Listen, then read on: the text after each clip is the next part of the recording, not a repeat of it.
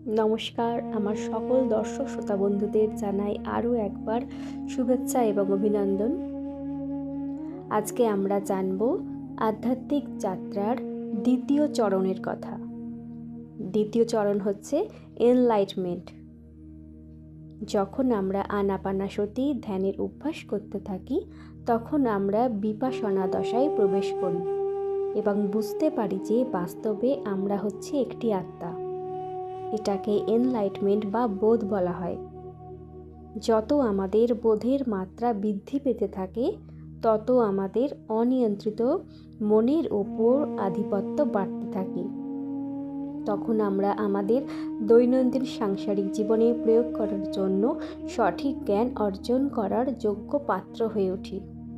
কেবলমাত্র একজন সঠিক নিয়ন্ত্রিত মনের ব্যক্তি যথাযথভাবে শ্রদ্ধাই করতে পারে, অর্থাৎ সঠিক আধ্যাত্মিক পুস্তক পড়ে যথাযথভাবে জ্ঞান গ্রহণ করতে পারে এবং সজ্জন সাঙ্গত্য করতে পারে, অর্থাৎ সঠিক মানুষের সঙ্গে সৎসঙ্গ করতে পারে।